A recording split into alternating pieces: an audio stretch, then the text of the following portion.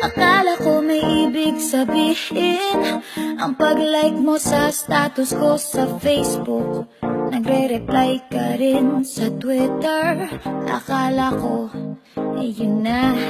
Pero nakita ko kahapon may pinost kang iba. May kasama kang maganda. Ang sabi mo sa akin, kaibigan mo lang siya. Ang hirap palang maging D-A-N-G-A. Ang hirap palang maging D-A-N-G-A. Pinapaasa mo lang ako kasi alam mo na crush kita. Oo, na crush kita. Pambihira o dati pa. May patanong-tanong ka pa kung sino yung nasa Facebook status ko. Hoy! Tungkol yun sa'yo.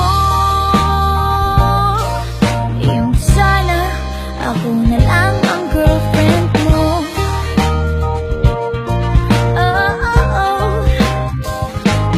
Parang gusto ko nang sabihin ang feelings ko na tinatago sa'yo.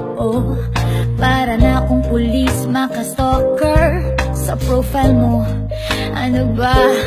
Pero nang makita ko kahapon, post mong may kasama ka, ang mundo ko'y nag-iba. Pakiramdam ko, boy, chicks mo siya. Ang hirap palang maging D-A-N-G-A. Ang hirap palang maging D-A-N-G-A. Pinapaasa mo lang ako kasi alam mo na crush kita. Oo, na crush kita. Pambihira o nung dati pa. May patanong-tanong ka pa kung sino yung nasa Facebook status ko. Hoy! Tungkol yun sa'yo. Yung sana ako na lang ang girlfriend mo.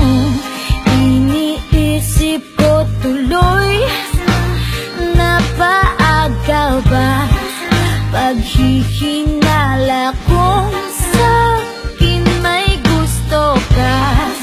Nagmumukhang sira, iniisip na may ibig sabihin yung message mo.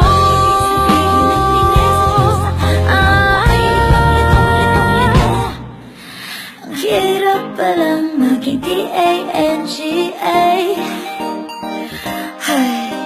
Ang hirap palang maging D-A-N-G-A. Pinapaasa mo lang ako kasi alam mo na crush kita.